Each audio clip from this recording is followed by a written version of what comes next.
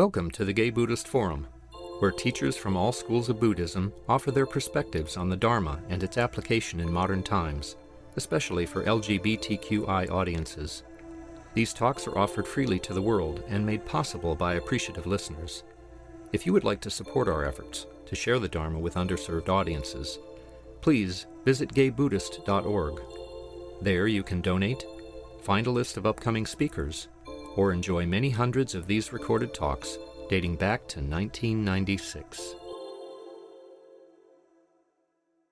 Okay, well, welcome again. At this point, our custom is to introduce ourselves as we go around the room, and then I will introduce the speaker, and then after that, of course, we will have a half-hour social outside this room. So let me start with myself. I'm Oswaldo. My name is Amos. My name is Henry Rabinowitz. My name is Michael. Alan. I'm Joe Good. My name is Wally. I'm Joe. I'm Peter. Baruch. My name is Mark. I'm Tom. Jose. Mike.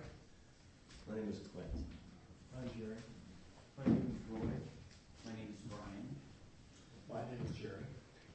My name is Pat. I'm David. My name is Harley. I'm Bob. Tony. Alan. Joe. Richard. Lee. Doug. And I guess we got everybody here, but let me say a few more things about Doug von Koss, his last name. He's, of course, the frequent attendee, member of the Sangha. He's the artistic director of the NOAA Project, a men's ritual performance group in the San Francisco Bay Area. Through a magical blend of chant, movement, poetry, and ritual, Doug weaves a spell that encompasses the ecstatic, the sacred, and the wise fool. He draws from many of the world's religious traditions, Buddhist, Hindu, Islamic, Zoroastrian, Christian, Jewish, and Sufi, to create a glorious mosaic that is, above all else, a celebration of the human spirit. So, welcome back, Doug. Thank you. Thank you. This is different than passing the Dharma bowl. But take a card, and just start passing it. Everybody take one if you would.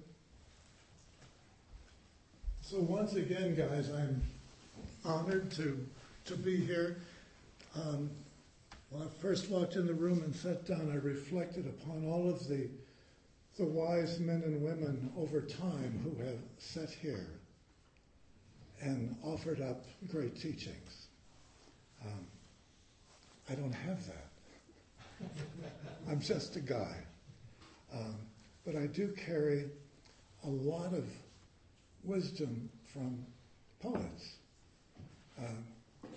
Poets and their poetry that have influenced my life have been very meaningful to me. So in this mix this morning, I could not, it's National Poetry Month, right? So we're going to have some poetry. I was here last 10 months ago, and I kept careful track of what poems I did then, and they're not in this mix today. That time was mostly ecstatic poetry.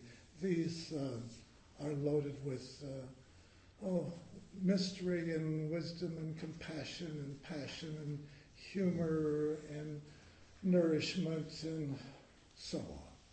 And I don't know what the first poem will be, and I don't know what the last poem will be. If something puzzles you along the line, you want to talk about it, we can do that. So, unless you bring the poem up, it won't happen in the room. And I don't think we can get through all of them, but there's a certain synchronicity sometimes of who gets what poem. So, who wants to start? Who's got a poem? Clint. Mary Oliver, The Journey.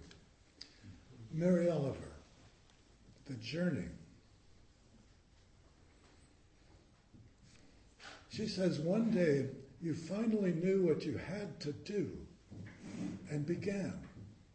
though the voices around you kept shouting their bad advice, though the whole house began to tremble, and you felt the old tug at your ankles, "Mend my life," each voice cried. But you didn't stop. You knew what you had to do. Though the wind pried with its stiff fingers at the very foundations, though their melancholy was terrible, it was already late enough and a wild night, the road full of fallen branches and stones. But little by little, as you left their voices behind, and the stars began to break through the sheets of clouds, there was a new voice that you slowly recognized as your own, which kept you company as you strode deeper and deeper into the world, determined to do the only thing you could do, determined to save the only life you could save. Mary Oliver. Tom. I'm listening, but I don't know. Sophia de Mello Brenner, Portuguese poet, died maybe 9 years ago. Sophia says, this is perfect for this room. She says, "I'm listening, but I don't know if what I hear is silence or God. I'm listening, but I can't tell if I hear the plain of emptiness echoing, or a keen consciousness that at the ends of the universe deciphers and watches me. I only know that I walk like someone who is beheld, beloved, and known. And because of this, I put into my every movement solemnity and risk." What's the name of that poem? I'm listening. Yes, sir. Antonio Machado. I have walked along many roads. Again, perfect for this room. Some of them may not be. Antonio Machado, Spanish poet, there are a few of his in this mix today. He says, "I have walked along many roads and open paths through brush. I've sailed on 100 seas and tied up on 100 shores. And everywhere I've gone, I've seen angry and melancholy drunkards with black shadows, and academics in their offstage clothes who look and say nothing and think they know because they don't drink wine in ordinary bars. Evil men who walk about polluting the earth. And everywhere I've gone," says Machado, "I've seen men who laugh and dance when they can, and work the few inches of ground around them. When they show up somewhere, they never ask where they are. When they take a trip, they ride on the backs of old mules. They drink wine if there is some, if not, cool water. These men are the good ones who love and work and walk and dream. And on a day no different than any other, they lie down beneath the earth." Antonio Machado. How are we doing, okay? Yes, sir. D.H. Lawrence, Whale's Wheat Yacht. Oh my God, really?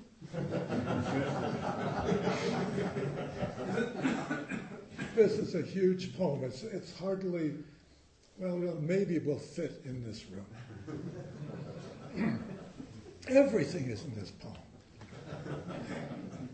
It's a whale of a poem. It is, Tom. They say the sea is cold, but the sea contains the hottest blood of all. All the whales on the wider deep, hot are they, as they urge on and dive beneath the icebergs. The right whales, the sperm whales, the hammerheads, the killers, there they blow, hot, wild, white breath out of the sea. And they rock through the ageless ages on the depths of the seven seas. And through the salt they reel with drunk delight. And in the tropics tremble they with love and roll with massive, strong desires like gods. And the great bull lies up against his bride in the blue, deep bed of the sea, as mountain pressing on mountain in the zest of life. And out of the inner red roaring of the inner red blood of ocean blood, the long tip reaches, strong, intense, like the maelstrom tip, and comes to rest in the clasp and the soft, wild clutch of the she-whale's fathomless body. And across the bridge of the whale's strong phallus, linking the wonder of whales, burning archangels of bliss keep passing back and forth from him to her, from her to him, great cherubim that wait on whales, suspended in the ways of the sea, great heaven of whales in the water, old hierarchies. And enormous mother whales lie dreaming, suckling their whale-tender young, dreaming with their strange whale eyes wide open in the water of the beginning and the end. And the great bulls gather their wives and whale calves in a circle when danger threatens on the surface of the ceaseless flood, and range themselves like great seraphim, surrounding their huddled monsters of love. And all this happens in the sea, in the salt, where God is also love, but without words. And Aphrodite among the fishes skips and is a she-dolphin. She is the gay, delighted porpoise, sporting with love in the males. She is the female tunny fish, round and happy, full of dark, dense blood. Dark rainbow bliss under the sea.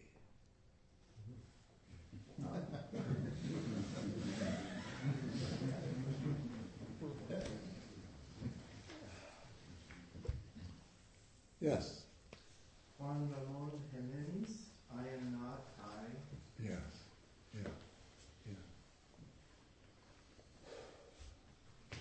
He says, I am not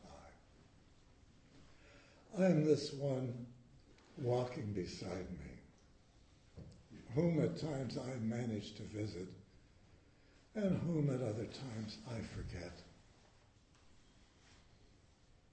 The one who forgives sweet when I hate.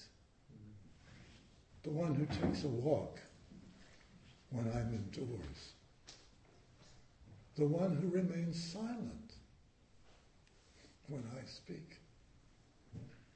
The one who will remain standing when I die. I am not I. I am this one walking beside me, whom at times I manage to visit and at other times I forget.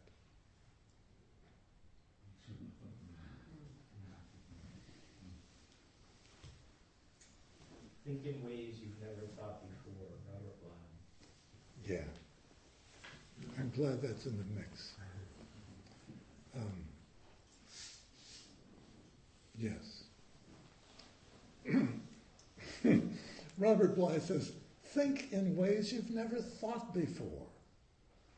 When the phone rings, think it's carrying a message larger than anything you've ever heard. Vaster than 100 lines of Yeats. Think that someone is about to bring a bear to your door, perhaps wounded and deranged. Think that a moose has risen out of the lake and is carrying in his antlers a child of your own whom you have never known. When someone comes to your door, think they're about to give you something large, tell you you're forgiven, or that it's been decided that you don't have to work all the time. Or if you lie down, no one will die. Robert Bly. Joe. Morris Bishop, Phaeton, Apollo through the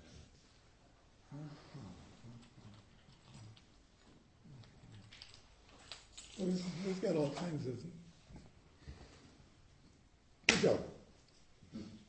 I love it doing poetry. You don't even have to explain it, just do it.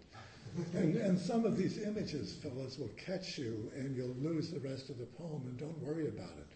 Just stay with the image. That's cool. So this is Phaeton. Apollo. Apollo through the heavens rode in glittering gold attire.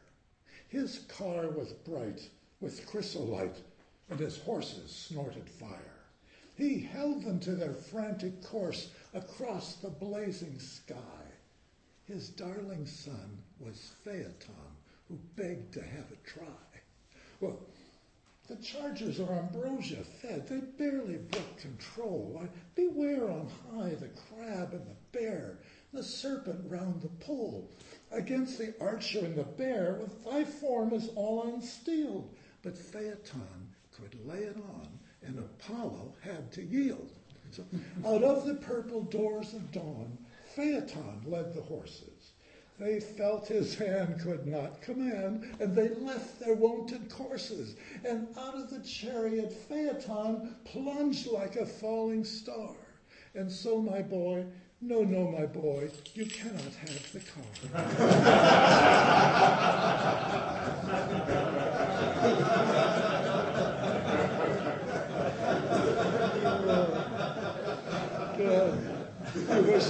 I wish I'd known that when my son was a teenager. Okay, Jerry, what do you have? This is not the age, David White. Yeah, this is a small, teeny one. This is not the age of information. This is not the age of information. Forget the news, the radio, and the blurred screen. This is the time of loaves and fishes. People are hungry, and one good word is bread for 1,000. Call and response. This is not the age of information.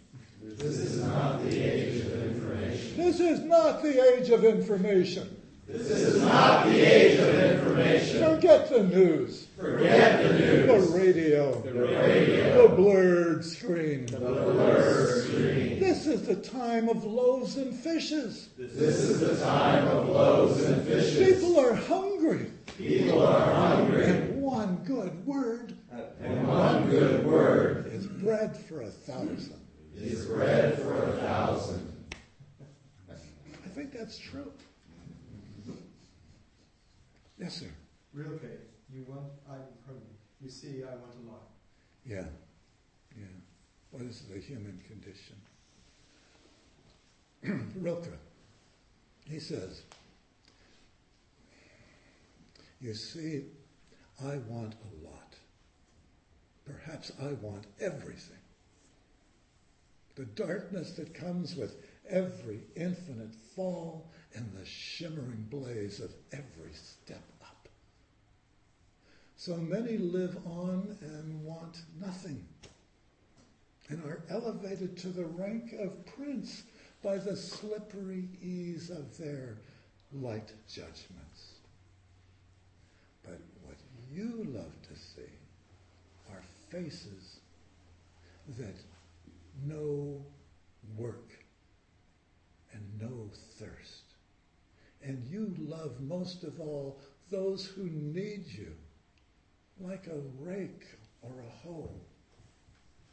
You've not grown old, and it's not too late to dive into your increasing depths, where life calmly hands over its own secrets.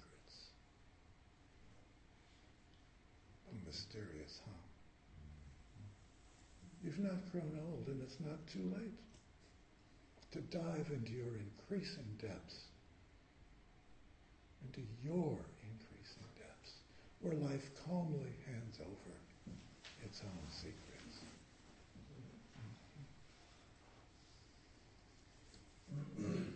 Yes? Tom Hansen, jump rope rhymer. A jump rope rhyme. The key phrase is, the title is Tattvam Asi. Tattvam Asi, thou art that. It's from the Sanskrit, thou art that. And this is a rhyming poem, a jump rope rhyme. Here we go. Tattvam Asi, thou art that leaf, that tree, that cow, that cat, that cloud, that sky, that moon, that sun, that you, that I, for all are one. So here we are, and there we go, and who we were, we hardly know. I think this I is only me, a drip, a drop, but not the sea. Yet when I wake from all these dreams, then like a snake, I'll shed what seems this mask, this skin, this ball and chain, and I'll begin to fall like rain. The heart's last home, the wind-whipped foam, the sweet deep sea, Tattvam Asi. It's all there, isn't it? I have to ask again, how are we doing? Okay? Overload? No. Okay. More. More. I don't have a poem by Moore. Not yet. Not yet. What do you have? Really, love comes quietly. Oh, this is the sweetest love poem in the, certainly in the Americas, certainly. Love comes quietly. Finally. Drops around me, on me, in the old way. What did I know? Thinking myself, able to go alone all the way. Again. Love comes quietly, finally. Drops around me, on me, in the old way. What did I know? Thinking myself, able to go alone all the way. Yes? By a poet called Doug Van Koss. Nick kissed me. Okay, there are two poems in the mix that I have not memorized. Both of them are airport poems. You know, what do you do when you're in the airport? This is called Kissing Nick Goodbye. I threw it in for the mix for you guys. It could have happened anywhere, like at his home in New York City, or my home in San Francisco, or in a park beneath a tree. Okay, Doug, stop this poem right here. Tell it like it was. Nick of the black tangling hair, curling mustache, and the D'Artagnan boots. Nick of the high cheekbones, flushed a desert rose, his left wrist wrapped with a pink bandana, his pants rolled and cuffed above the boots. Yes, he could have been a pirate or a musketeer. Nick, a handsome, radiant, glowing youth, exuding a fragrance from the streets of old Carthage. Nick, he kissed me. Well, I kissed him back, but he started it. A long, hot, take no prisoners kiss. A Zeus meets Ganymede moment in the ever so romantic Portland, Maine airport. It was a drive-by love bomb. Well, what could we do? What would you do while standing at gate number 2 in a maddening crowd of travelers? We kissed. Then he kissed me, one for the road. Then one last kiss, so we would both know what to do when a love bomb explodes.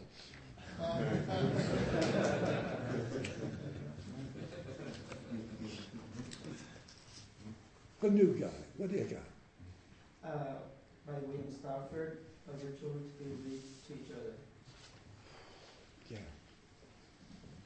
A ritual to be read to each other. This off time is a very good thing if you know of a couple who are about to seal the deal. A ritual to be read to each other. That's also great in men's groups, in communities. A ritual to be read to each other. If you don't know the kind of person I am, and I don't know the kind you are, a pattern that others made may prevail in the world. And following the wrong God home, we may miss our star. For there's many a small betrayal in the mind, a shrug that lets the fragile sequence break, sending with shouts the horrible errors of childhood storming out to play through the broken dike. And as elephants parade, holding each elephant's tail. But if one wanders, the circus won't find the park. And I call it cruel, and perhaps the root of all cruelty, to know what occurs and not recognize the fact. So I appeal to a voice, to something shadowy, a remote, important region in all who talk. Though we could fool each other, we should be clear, lest the path of our mutual life get lost in the dark. For it's important that awake people be awake, or a breaking line discourage them back to sleep. The signals we give, yes or no, or maybe, should be clear. The darkness around us is deep.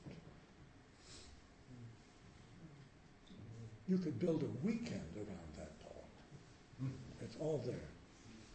Family secrets, the elephant in the room, recognize, what occurs and not say it out loud. Just a shrug.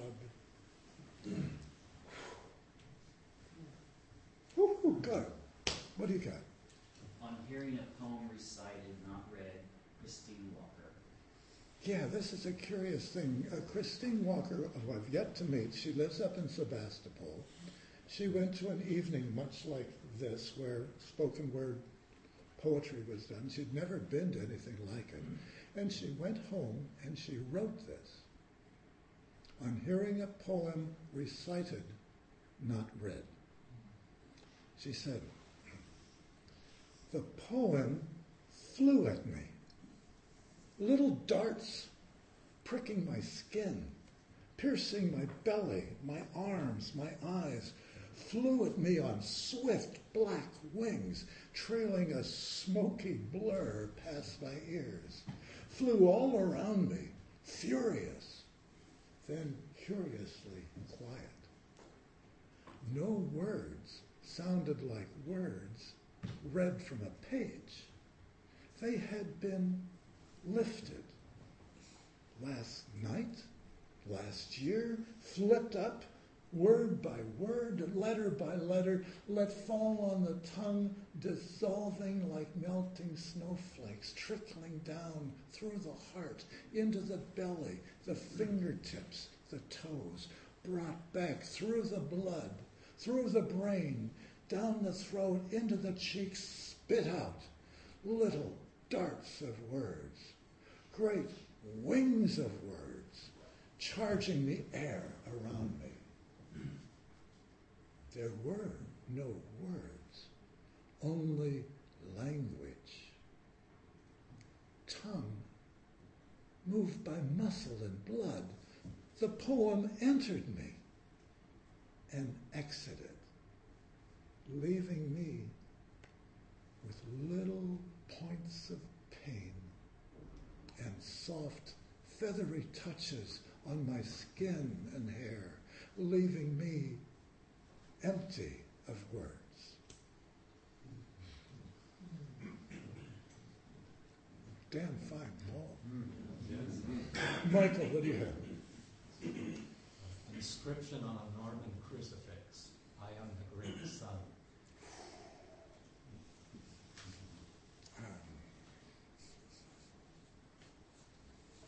I first heard this years ago by Ram Das.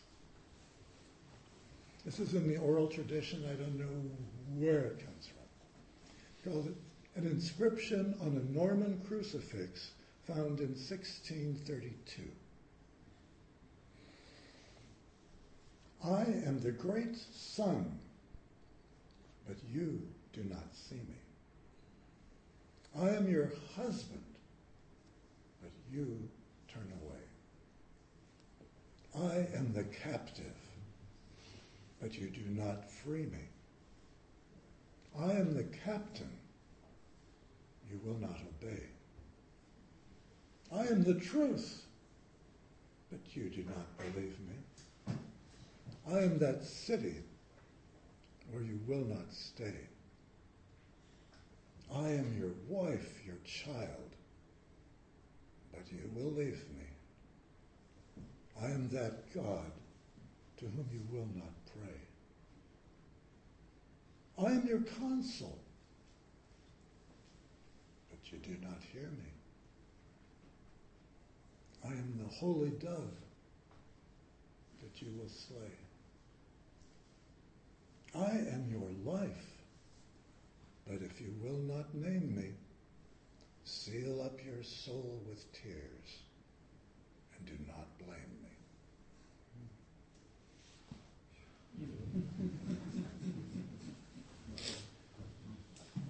Somewhere, every time that poem comes up for me, there's one thing in there where bells go off for me and say, Doug, you haven't been paying attention here. Really. And it changes. It's a movable feast or a movable disaster. Yes? Charles Simic, Go Inside a Stone. God, I love this poem. It's almost up there with the whale poem. He says, go inside a stone. Go inside a stone.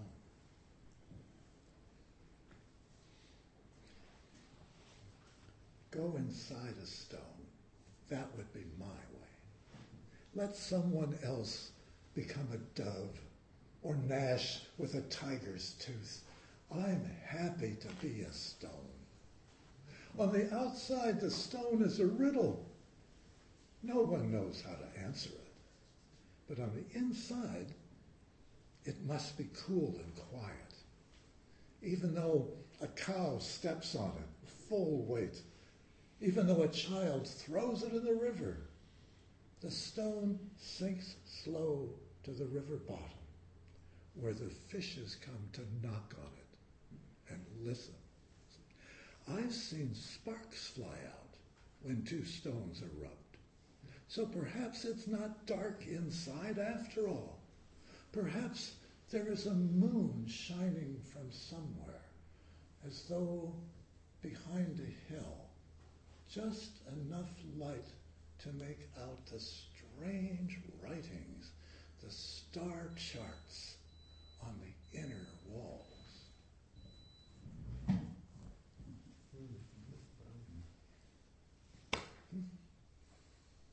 Mysterious. Yes, sir. Inuit people, magic words. Yeah. North Coast, the Inuits. It's like a story poem. God, I love this one too. This whole morning has been about language too. It's called Magic Words. In the very earliest times, when both people and animals lived on this earth, a person could become an animal if he wanted to. And an animal could become a human being. Sometimes they were people, and sometimes animals. And it made no difference. Both spoke the same language. That was the time when words were like magic, and the human mind had mysterious powers. A word spoken by chance might come suddenly alive, and what one wanted to happen could happen. All you had to do was say it. No one can explain this. That's the way it was.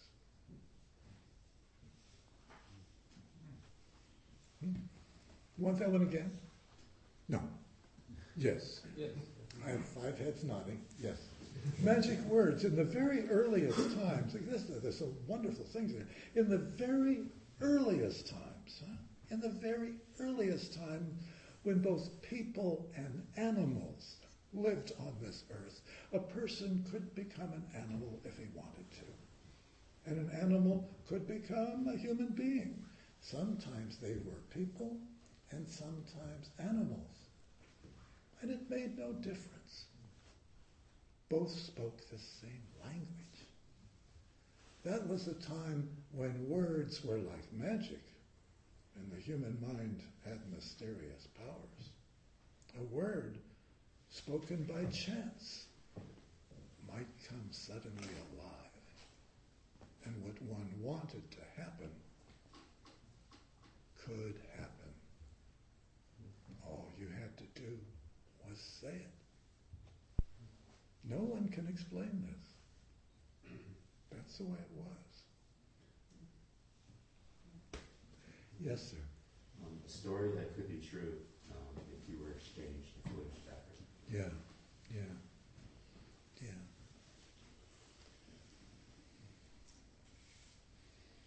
I encounter the field that this poem occurs in often. I've been teaching for years at the Redwood Men's Center at their annual gathering and then a Minnesota Men's Conference. And oftentimes this comes up. The poem goes, if you were exchanged in the cradle and your real mother died and your father is lost somewhere and needs you, then no one knows your name. Excuse me, I've just messed it up. First time this morning I'm entitled, okay? If you were exchanged in the cradle and your real mother died, and somewhere your father's lost and needs you, then no one knows your name. No, I'm dropping a line. I'll come back to it, okay? It's too good to mess up. No harm. I work in a perfection-free zone. But you need to know that the poems up until this moment have been bang on. No, I honor the poets. I know how difficult it is to get the right word in the right place, exactly the nuance. So, who's got another one? Oh, Hi. Antonio Machado, is my soul asleep? yeah. He says, is my soul asleep? Have the beehives that labor at night stopped?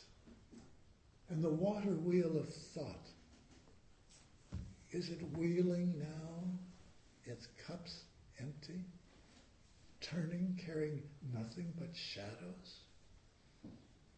No, my soul is not asleep. It is awake, wide awake. It neither sleeps nor dreams, but watches its clear eyes wide open, things far off, and listens at the shore of the great silence. No, my soul is not asleep.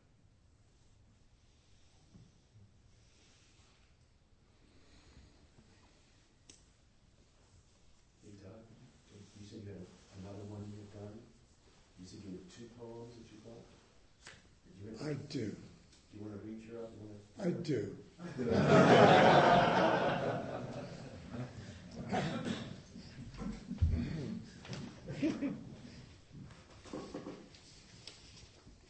I told you the airport poems. This is called the Chicken Little International Airport. Your mindful attention, please, in Terminal 1. This is an oh my God, the sky is falling alert. If the sky falls, of course, all flights will be permanently delayed. This facility and our precious sky is now at Mandarin Orange, rapidly heading to Vermilion. We at Airport Security are hopeful for a return to Mother Teresa blue, with perhaps just a touch of Mahatma Gandhi white. Please turn off all electronic devices, Toshibas, Nokias, Sonys, Blackberries, iPads, iPhones, and ay. Technology will not save us. With this announcement, all meditators in all terminals throughout California are being activated. This is not a test. If it were a test, we would activate Fairfield, Iowa, or Fargo, North Dakota. Homeland Security has requested all those who meditate, particularly the transcendentalists, to proceed to their boarding gate and return to their spiritual practice. If you have forgotten your mantra, no shame, proceed to a white courtesy telephone. Speak clearly into the phone, Maharishi Mahesh Yogi, Paramahansa Yogananda, Thich Nhat Hanh, Shakyamuni Buddha, or Jai Guru Dev. A temporary mantra will be issued to you on a need-to-know basis. Do not share it. Your mantra may be dangerous to others. You who meditate, this is the moment you have waited for and quietly questioned. Can a calm and centered community really hold up things that are falling around them? What if this stuff doesn't work as advertised? We'll have the answer soon as you take to the unfriendly skies. Once you begin again, do not stop. Your practice must continue throughout the boarding process and for the duration of your flight in this life. You can do this. You know you can. Hold up our sky, yours and mine. Forget your perfect posture or the cushion you left at home. Remember Gandhi white. Remember Mother Teresa blue. All together now. 3 deep breaths. Inhale Los Angeles. Exhale Yellowstone. Inhale the Gulf of Mexico. Exhale Lake Tahoe. Have a nice day. Namaste.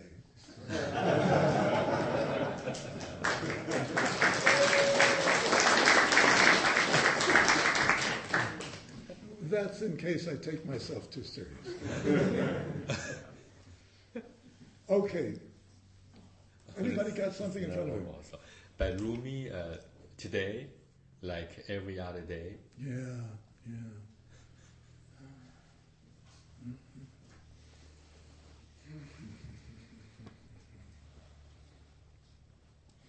Rumi says, today, like every other day, I wake up empty and frightened. He says, don't open the door to your study and begin reading. Take down the dulcimer. Let the beauty you love be what you do. There are hundreds of ways to kneel and kiss the ground. I'll expand it. Today, like every other day, you wake up empty and frightened. Don't open the door to your study and begin reading, the Bible, the Bhagavad Gita, the Torah. Take down the dulcimer. Take down a musical instrument. Take down your gardening tools. Take down your carpentry tools. Let the beauty you love be what you do. There are hundreds of ways to kneel and kiss the ground. One more. Going once. Okay. By John Fox, when someone deeply listens to you. Yes. Yes. The last poem. John Fox. John, and because this is perfect. You guys have been deeply, deeply listening to these words. And it's been a true gift to me, and by extension, a gift to each one of you. Thank you. He says, when someone deeply listens to you, it's like holding out a dented cup you've had since childhood and watching it fill up with cool, clear water. When it balances on the lip of the brim, you're understood. When it overflows and touches your skin, you are loved. When someone deeply listens to you, the room where you stay starts a new life. And the place where you wrote your first poem begins to glow in the mind's eye. When someone deeply listens to you, your bare feet are on the earth, and a beloved land that once seemed distant is now at home again in your heart. When someone deeply listens to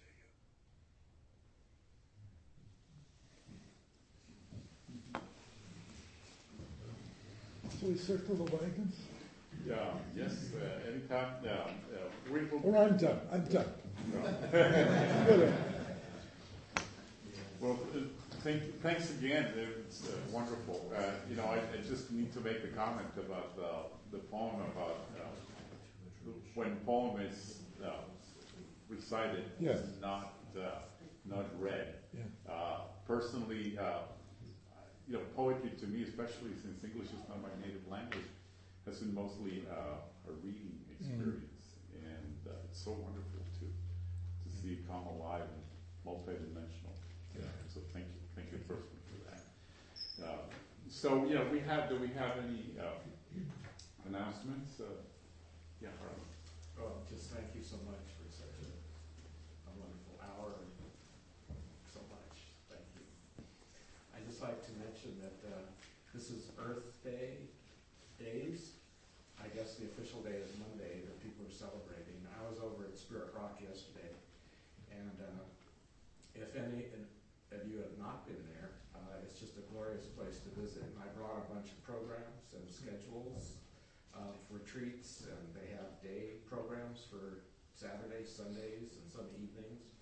And feel free to take any of those brochures, and I really recommend it. It's a beautiful place. It's very close. also, I'd like to invite you in 3 weeks from today. I'm doing a little talk, and I'm going to be showing a slide presentation and movie sort of combo here of my recent travels to India and South Asia, and it'll be mostly images, and so I welcome you there. And also there's a preview on this current newsletter that it's printed, but also you Google GBFSF and hit newsletter. There's some images in really not beautiful color. It came out really very well of the Bodhi tree. And but on 3 weeks today, I'll be showing the Bodhi tree visits and Sarnath, Buddha's important places, other sacred places, as well as the Gay Pride Parade in Bangalore, South India, World AIDS Day, and some Buddhist temples in Cambodia and Vietnam, and just all kinds of really neat things. So put it on your calendar for Mother's Day. Any other announcements? Annie, the Lassiter Diva, and I are going to do a reprise of our workshop, Lightening Up About Growing Older. We did the first one last year, or early this year. It was a lot of fun. It's a great way to look at aging, either our own aging or people that we love, their aging, through a lens of humor and deep compassion. And we're going to be holding it on Saturday, May 11th. Please speak with me if you're interested. Tate. Yeah, my name is Tate, and I'm the host. Welcome to any newcomers today. We have, after we adjourn here, we have a tea and treat hour or so, and there's some treats on the table, and there's some hot water for tea. If you use a mug, just please wash it out in the sink. There's a container of hot soapy water. Put your mug in the rack. I'll be going around with the Donna bowl. The suggested donation contribution today is $5 to $8. There's a sign-up sheet on the credenza if you're interested in receiving our newsletter. You can sign up there. There's a group of people that go out to lunch, typically around 12:30, and they assemble at the door. If you're interested in joining them, that's where you'll find them. Any other announcements? Hi,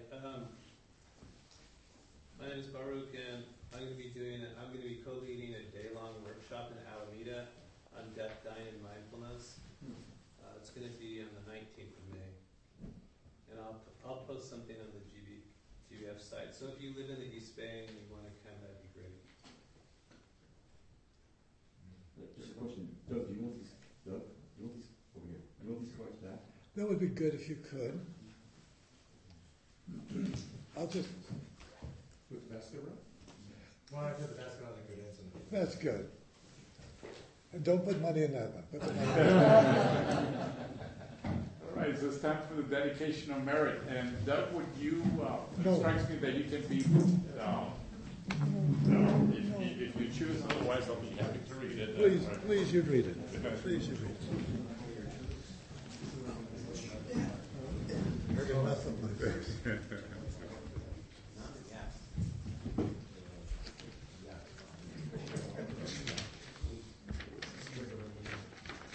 Said it a whole bunch of times. So.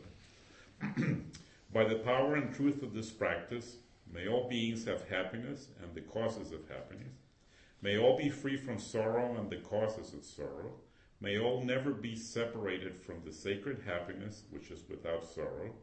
And may all live in equanimity, without too much attachment or too much aversion, believing in the equality of all that lives.